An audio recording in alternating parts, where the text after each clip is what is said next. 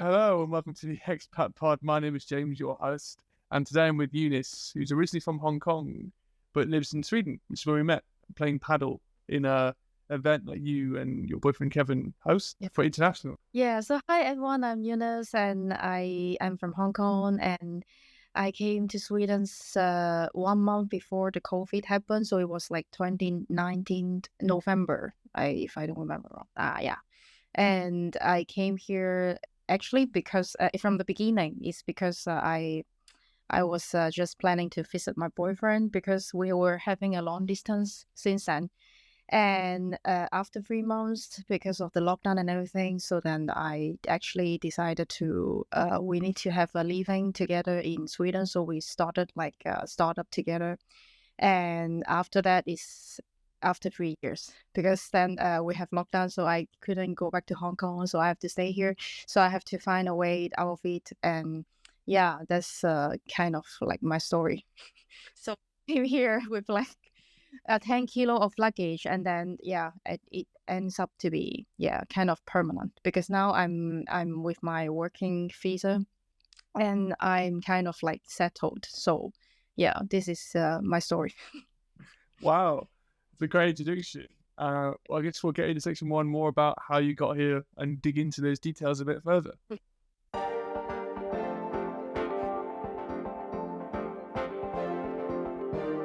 So hello and welcome to section one of the podcast, all about getting there. So Eunice, you gave a great introduction about kind of your reasons for living in Sweden now. Kind of just going back to your moving just before COVID. You originally came with us for 3 months and then I guess got stuck here when the world locked down. What was it like first coming over? Like, did you need anything before you come, like a visa from Hong Kong or anything? Yeah. Actually, it's quite lucky that we got like working holiday visa from Hong Kong because Hong Kong and Sweden they have some kind of like partnership. So that's why it's quite easy for me to come with that visa. And then I supposed to be here for 1 year, right? Because I wanted to visit my boyfriend. But then it is quite hard for us actually afterwards to transfer this visa into like a work visa or like some other like sample visa that, but then it's quite hard because all these visa cannot be done like within Sweden. So literally we need to kind of exit Sweden to start the process again.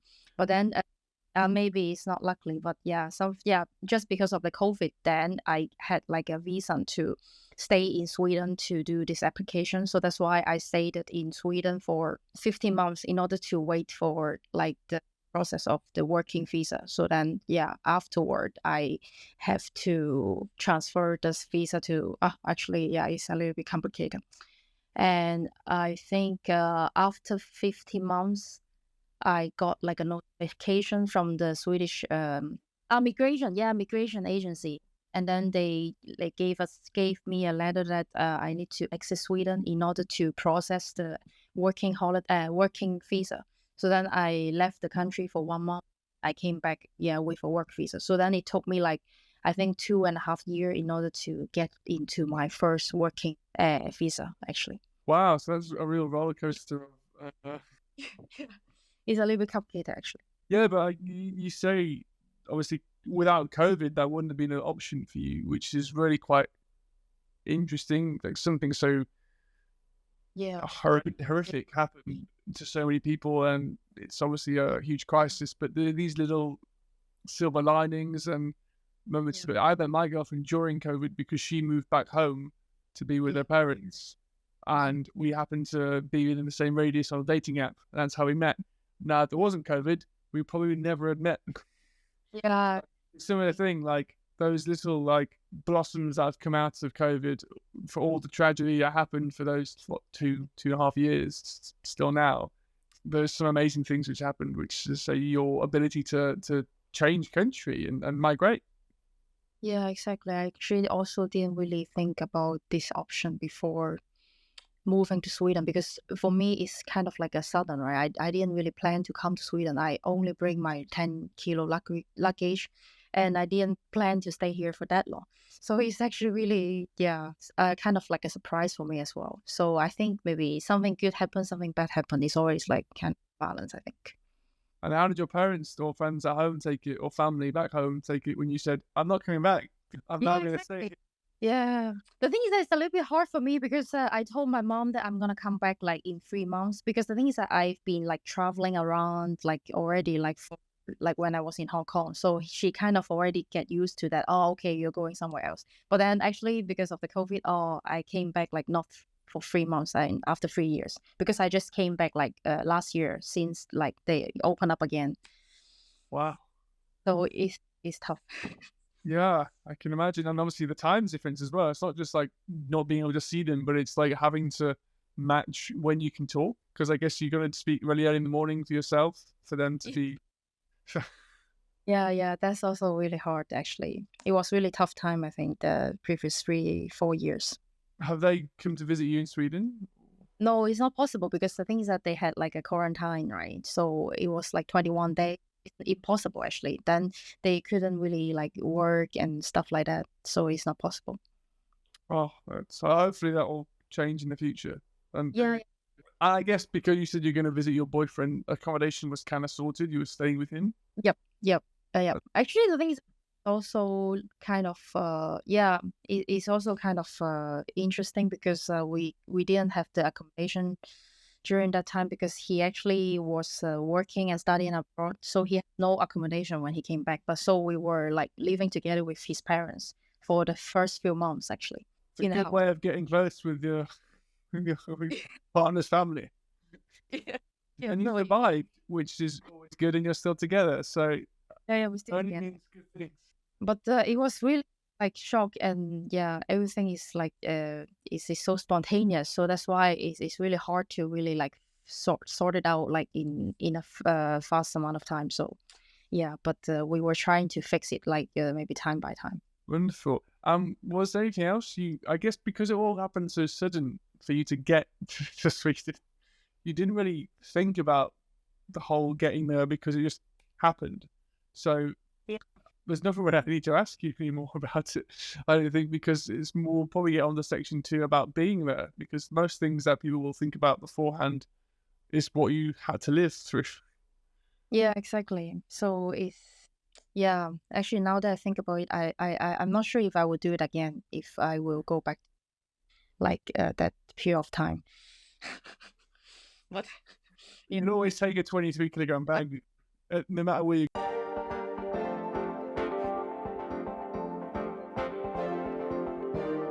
So, welcome to section 2 of the podcast, all about being there. This is where I kind of ask my guests the kind of first impressions of the place they've lived, the language, how different it is to what you're used to, and then the cultural differences from what you're used to. Now, I guess for you, because you moved during COVID, a lot of things were different. actually, I think that is quite different because I have already been to Sweden before, so I thought I already should have like a tip of it before I came here. But then it's still very different because it's really cold.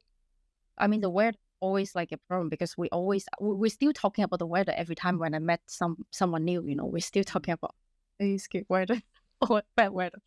And the second thing is that I think the distance between people is a big thing, right? I guess all yeah, that's why like many of the expat has still problem with the integration because of the distance with the local people. Mm. And the third thing is the language, right? Because the things that the language, actually, I think the language maybe is the because everyone can speak English here, so it's quite easy to communicate. If you can speak English before you come. Yeah. So I think it's really good for sense. But then actually I applied for the SFE because I still wanted to really learn about this language because my boyfriend and his family is speaking Swedish as well. So I also wanted to be like kind of like in the conversation, right? So then I think that it's a good way for the Swedish government to also subsidize all the immigrants to learn Swedish through this SFE program. This is a program where you can study Swedish for the immigrant. So yeah, so that's a good system. And what else? I think also maybe more about the weather because the thing is that actually I think in Sweden it's only like maybe 3 months of the sunlight and the rest of the time is like cold, darkness, and like windy and rainy. So I didn't expect that actually. I really didn't expect that because you really need to find a lot of like good activities when you just to kill and also to spend time with your friends in order to get rid of the depression. Because I think Sweden has like a big problem for the depression problem. Yeah, especially in the winter. I noticed that I guess England's climate isn't too dissimilar Yeah, to Gothenburg. yeah, exactly. What I grew up wasn't too dissimilar, but it was just that much different. Like Yeah. 20 minutes a day of daylight either side, and you notice it, right? And especially this January was the lowest amount of sunlight since the 80s, supposedly, which did not make it fun. Um, Yeah. and right, like in England, you can always go to the pub or go and like find someone who's doing something because everyone seems to be living closer. There's more of a neighborhood feel. Here, especially where I live now, Mhm. you have to walk like 20 minutes to find a bit of life. Yeah. If you live in the city centre, you will not see anyone for a while, which is really interesting. Actually, I remember during the COVID is also one of the things is even worse is about the distance because I'm not sure if I'm still getting it right because the things that my impression to Sweden is that actually people doesn't really it's not like they don't want to talk to each other. It's more like they really don't want to be in like a small area together. So for example, when I went to the escalator, I mean in my building, like if there's someone inside already, they really don't want you to get inside. I mean together to take the elevator. They will say that no, no, no, no. Yeah, I will wait. I'll wait. I'll wait. I'm not sure if it's because of COVID or actually it's because of the Swedish culture. But I remember this one time when I was in the IKEA. I was like kind of like the IKEA they has like a really big right. I mean the later, and then I wanted to get in, and then they're like, oh no, we want to be by ourselves. Yeah, yeah. But it was during the COVID, so maybe I should try. I think it is COVID because I know a lot of Swedes don't like eye contact with strangers. Yeah, Because in England, everyone just says hello to people unless you're in London. People are quite friendly. Whereas here, it feels like they just look away from you or they don't want to make eye contact. Even if it's your friend, so it's easier to make like friends with internationals because they're the ones who are like seeking friends because they have not got the same social network that I guess if yeah. you were from here, you have over time from school, which is a good point to bring up. And also, I think yesterday I was talking to some more like expat about the Swedish culture, and they thought that it's also hard to make friends with the Swedish people because the things that, for example, when they have colleague in the work, right? Yeah, when they have the colleague in the workplace, it seems that they have a good relationship for like maybe 4 years, 10 years, but once they resign, they will just like pretend that they don't know each other. I mean, they don't even want to say hi back to Wow. each other. Actually, I have no experience because I don't really have so much colleagues. So, but I don't know if it's true. Yeah, but Yeah. Well, I still speak to a lot of my colleagues from previous jobs. I even from previous countries now, which is quite nice. But yeah, you select the ones you want to stay friends with. yeah, I know. That's what I say. I heard from other people. So this is not like my own opinion because I don't have any experience about this yet. But I think I hope that it's not that worse. If there's some Swedish like people who is listening to this podcast now. I hope. Hopefully, there's loads of people. Yeah, hopefully.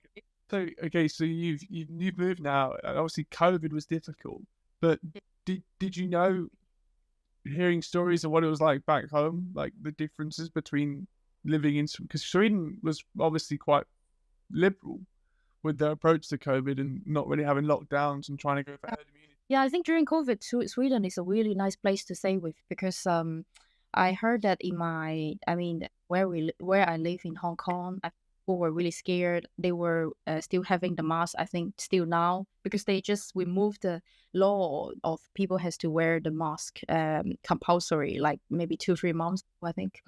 But they are still like wearing voluntary because they are really nervous about the virus and stuff. So in the beginning, I was also like getting affected a little bit like about this because I thought that maybe like Sweden is too loose. Maybe they should be more like restricted and like learn from other country and stuff like that. So I also try not to like join too much of the social activities, even though there's no restriction. But then after some time, I realized that maybe this is also like a new way to like solve the problem, because you can't really like restrict forever, right? So then start to like, okay, live together with the virus. So which I think that is very good, because you don't really like restrict too much of your social activities and like so I think this approach, I mean, yeah, of course, like now when you look back, I think maybe it's better.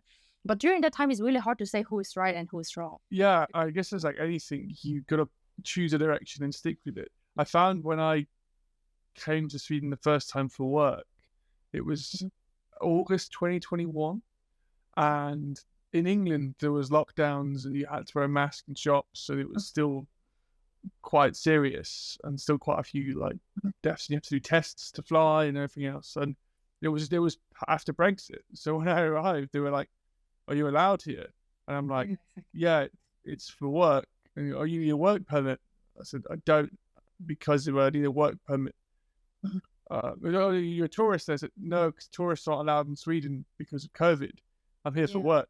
Going back and forth with the lady at the passport control. I got in because I had the letter from my office. But then I was on the tram going to work, and I put my mask on, and everyone looked at me really weirdly. And I'm like, this is like chalk and cheese to what I was used to back home. And I kind of felt like before COVID, I know it's quite popular in Asian culture to wear masks if you're sick. Yeah. And in like England, it would be like, why is that person wearing a mask? Mm-hmm. And then like, it's only taking COVID to realize, no, actually that's the polite thing to do. Yeah. And I think that's helped quite a lot with empathy for that. And another thing, when I was first here as well, because again, like I hadn't dreamed about like going to an event with lots of people, but there was an Oktoberfest on in Gothenburg, and my colleague invited me. But there was a weird like Swedish rule that you could drink at a table, but you can't dance during COVID. And this was in a big tent in Hayden in the city, and there was a band playing music and then encouraging people to like enjoy it. So we'd stand up and start dancing, and then the police would come over and be like, "No, sit down." Well, the security, you look like policemen. But then you could go in queue and dance in the queue to the bathroom. So it just felt like there were so many loopholes within the whole system, and you're feeding these people lots of alcohol. Yeah. It seemed like it would work, because supposedly there's a license. There's a dancing license you have to apply for in Sweden, I think, and just a drinking license. I think it's the whole controlling of alcohol. But it was something I noticed, which is quite funny. Going out of COVID now and into normal life, that you can call post-COVID normal life. What are the biggest differences you've observed between Hong Kong and Sweden? Maybe the things to do, I think, because in Sweden, due to like the weather factor, we can't really do so much like outdoor activities. So like, for example, swimming and like some like warm country like stuff. And also in Sweden, I think there's not so much like entertainment, because the thing is, sure, you always have something like maybe some stuff to do. I don't know. There's also some like restaurant, like they have a lot of restaurant, and then we have also like a lot of like things to spend time with the friends. But in Sweden, it's more like, oh, you do sport, and then you do some like you go out. Actually, you don't really go out, and then you maybe invite the friends home and to do home. Yeah. So I think in terms of the entertainment, it's also a big thing, because there's not so much like I think like things to do together, all the people together, this kind of thing. Yeah, no, that's a good point you bring up, because I agree with you on that. I've seen in UK, there's, especially in like large towns and cities, there's a lot of different entertainment things to do, be it watching films or theatre, or like themed bars which you can go and play sports in, or just have a bit of fun with. You're right. In Sweden, I haven't noticed it too much. Maybe it's because it's in Swedish. I don't know. Like a lot Uh, of theatre in Swedish, not sure. so it kind of feels there's a barrier there. There's a very good English theatre here, which I recommend going to, called Mhm. Jest. If they have something on. But yeah, you're right. It does feel like there's less options. Yeah, the options. There's lots of paddle centres. Yep. Yeah. The paddle is good. It's still going up.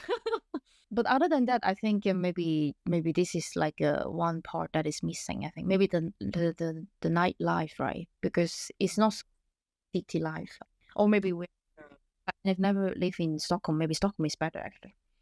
On I'd imagine it would be because more people. Yeah, exactly. I think so too. Because it feels like it's quite a student life.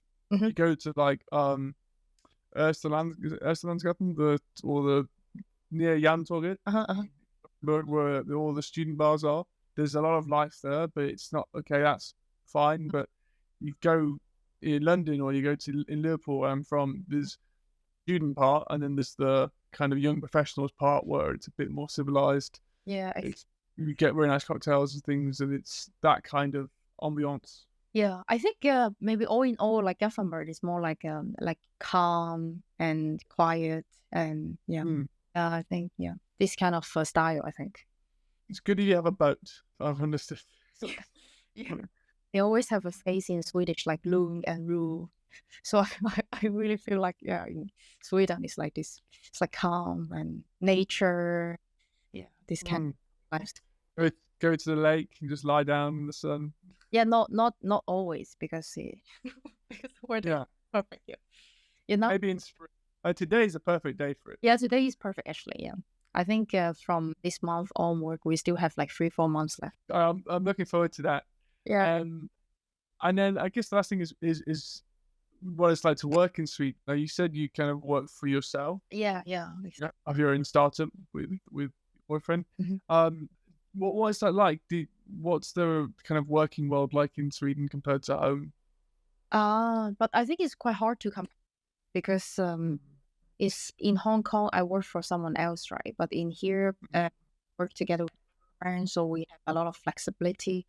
So we can kind of like finish whatever we want, and we can like have our own style to do stuff, and there's not really like a boss to ask me like what to perform and what tasks to do. So I think in terms of that, I think it's quite good because I kind of have all the freedom of like what I want to, like how I want to do, and I can try a lot of different stuff as well because it's kind of like open book, right? And can just like add the ingredient by yourself. So I think in terms of that, it's quite nice. Because the thing is that I've never really worked in Sweden in this sense, so I can't really like compare like in a fair way because I think that's really hard for me to talk about in this aspect. That's fine. I guess having a startup in Sweden, how do you find working for yourself in the environment? I was just saying, do you believe that a startup in a different country would be different? I think actually one thing is that Sweden is kind of like a great environment for startup because the things that they have a lot of support, and also maybe the competition is not that high. So, and it's kind of also free for people who want to try new stuff and test it because I mean, it's kind of calm in this way as well. That's why I think Sweden has a lot of like a startup company as well popping up because there's always like a safety net. If you can't really survive on the business, then you can come back out to the job market and maybe do something else. So it's kind of like open, and it's quite nice because since I actually went to some of the entrepreneurship hub last year, and I also like try to do like more networking with like the other entrepreneur. I think that is also kind of like a good way to maybe get to know each other, because then the thing is that if you are working by yourself in Sweden, you also want to kind of have a community to have like more like brainstorming and also networking. So in this sense, I think Sweden is kind of a good place to start. I heard. Amazing. Well, thank you for sharing your life of being in Sweden.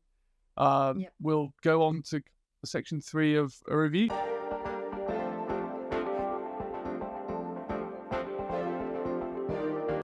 Okay, so welcome to section 3 of the podcast, which I've not actually named, and I should do. And I keep saying I'm going to name this, but someone please, give an idea of what to name this section.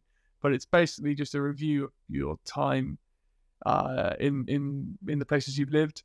So I guess if you could, kind of travel back 3 years, or nearly 4 years, I guess, and tell yourself some bit of advice. I guess pack more clothes is the first thing you'd say. There's someone, but what would you help yourself with, or what would you tell yourself, or would you just say nothing, just enjoy it, embrace it? I think, first I will pack much more stuff. That has always been like my wish, I think. And I think this is, I will do more. The thing is that actually also one more thing that I kind of regretted for 3 years is that the time when I decided to come, I only give myself 3 days to say goodbye to everyone. I mean, to my mom and to my friends. So I didn't really say a proper goodbye to all my friends. So I think I kind of also didn't really prepare mentally that I'm gonna leave for 3 years. I think that I will also do, and I will maybe try to. I think the main thing is that I will just try to do more mental preparation, and I think that would be good. Yes. Yeah, I guess it's quite unfair asking you that question because your experience was just thrust upon you, whereas most people kind of know they're going for a length of time. Yeah. I think it's a bit special. I think no one would really do that because after I shared this experience to my friend, they also said that I'm crazy because I don't think anyone would do the same. Because it's kind of like this. Actually, when my boyfriend asked me if I want to go back to Sweden together with him, I kind of the next day I talked to my boss and then I said I'm gonna quit. And then she asked me why, and I'm like, oh yeah, because I have to go to Sweden. Then because this is kind of my personality. I just feel like doing it. I don't know. Yeah, I didn't really give myself like a turning back or like Very spontaneous and in the moment. because I thought it's also nice to try because I have never really tried to live in Sweden. I mean, that's why I jumped at the opportunity when I pushed for it actually, but I always wanted to live abroad and I made it happen.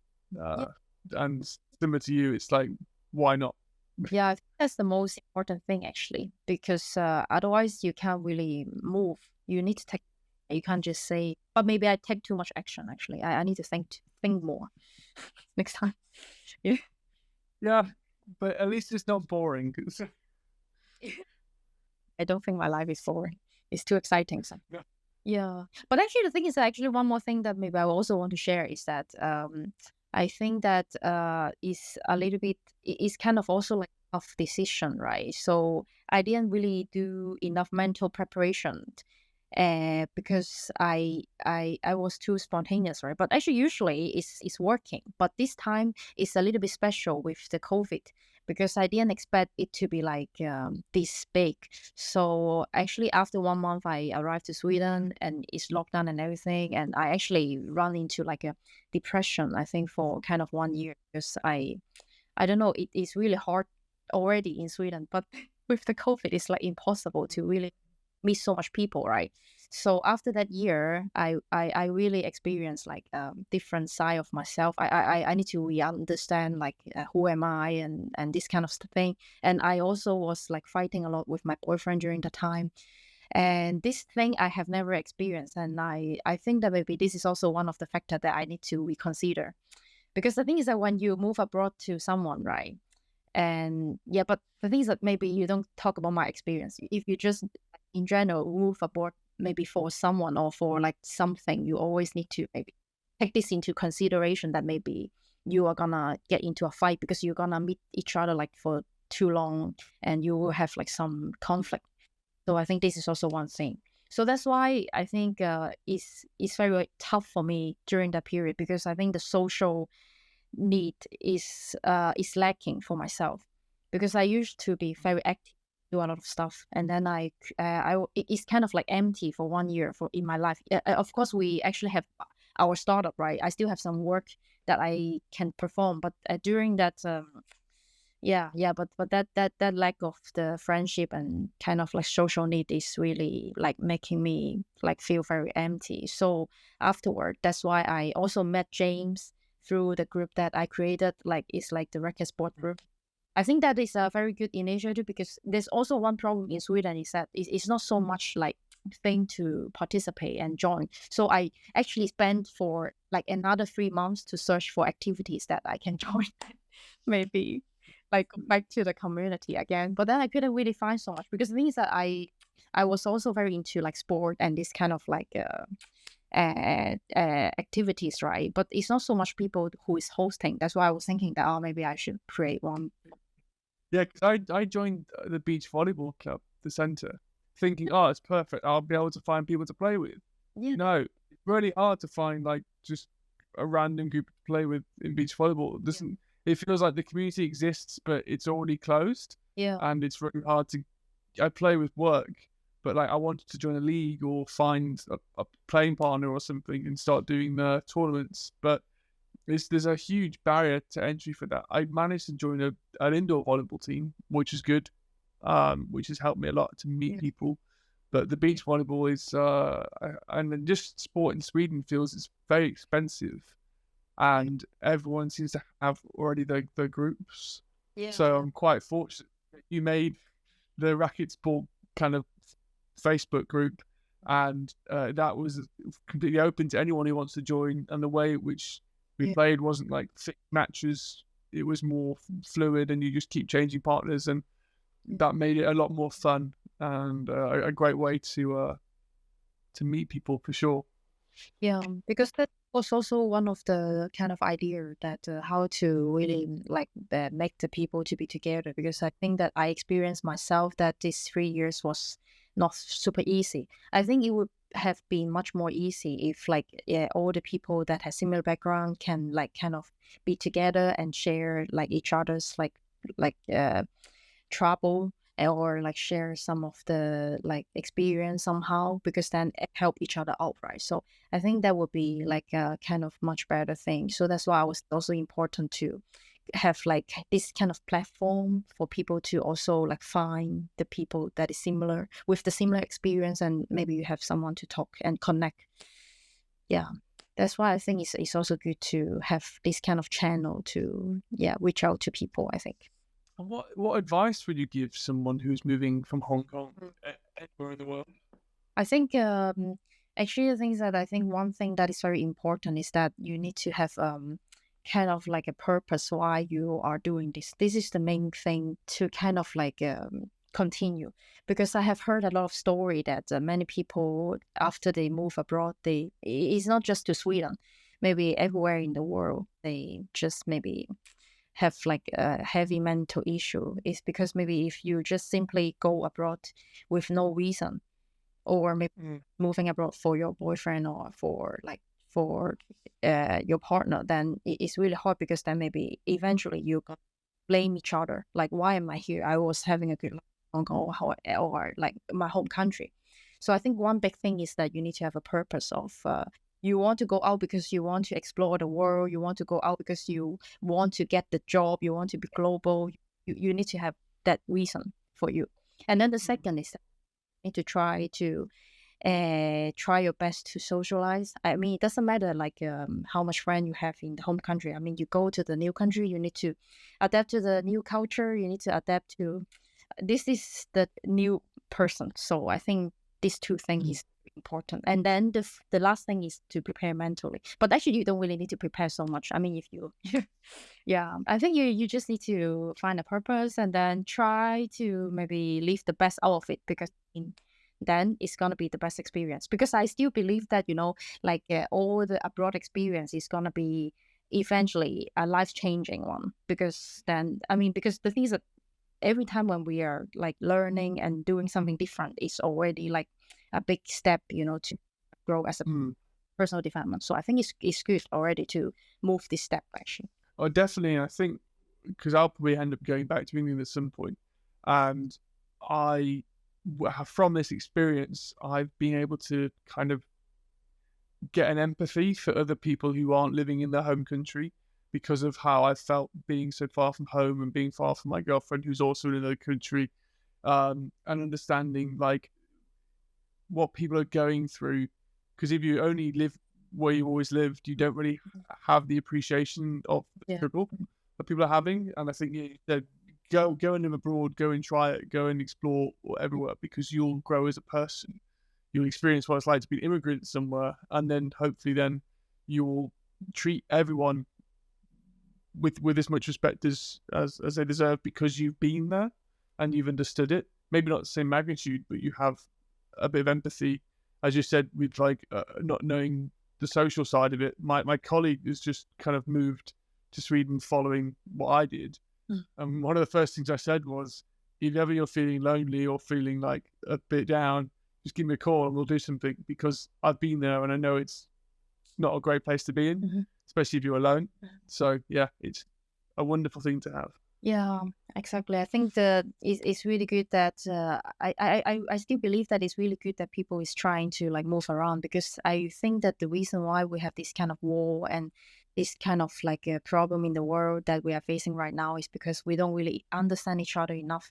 I think that we have like such a big world and different like habits. So I think it's important that we're trying to like in all sort of our effort and channel to try to understand each other and try to give each other more empathy, just like what James said. Then I think at the end we're gonna be like create like a better community and society and the world as well together, because I think we need to understand each other. Yeah. And just to kind of end, what's your favorite Swedish expression? I think is Swedish expression is, I have one actually, but I forgot. Yeah, actually, I really the lune of rule, like I mean the calm and quiet, because I think it's really a perfect match with the city I'm living now. And the second one is the I just forgot actually. I just had it in my mind. But lagom is also a good one. Lagom is like it's not too less. Yeah, lagom is great. It's great, yeah, actually. But the thing is that you don't want to be a lagom person. Lagom is great, but you don't want to be a lagom person. Every time my colleagues ask me how I'm feeling, I'm like, oh yeah, lagom. Yeah. No, you can't use lagom for feelings. And I go, okay, lagom bra. Which is like lagom good. No, you can't do that. I'm like, why not? I don't feel great. I don't feel bad. I just feel as normal. Yeah. Okay. Oh, and also the last one. Oh, fika is incredible. Yeah. Yeah. But it's a thing that we have afternoon tea, but it's just, you do it every day. Yeah, you just do it like, or you just have like a kind of like excuse to maybe take a break, and we can have a fika. Yeah, I walk around with my coffee cup to my colleagues. Fika? Yeah, it's nice. Seems you have good colleagues. I'm very blessed with the colleagues I have. It's not always the case, but I'm very lucky to have some good friends and work. Yes, so thank you, Eunice, for your time. It's been really interesting understanding that you actually moved during COVID. I didn't know that about you. Obviously, we've spoken at the events we played paddle with together, but I didn't know an awful lot about your kind of journey to Sweden. So thank you for sharing that and being so open about it all. Do you want to give people some knowledge of where they can find the Racket Sports Club? We have like a Facebook group, which is called Racket Sport and Other Fun Activities in Gothenburg. So I think when you search it should pop up actually. Because the things that in the beginning we were thinking about to create like a racket sport, but then we were thinking that maybe for people who doesn't play sport, we can do other things. So I just call it like other things, other fun things, Wonderful. And it definitely is fun things. So if you are in Gothenburg, please look for it and get in touch, and you'll meet some great people and have some really good fun. Thank you. If you did find anything in this episode which was very useful to you, please let us know in the comments and we'll answer them. But also, if you think you know someone who will enjoy this, please share it with them and spread the word. And we'll see you next time. Thank you.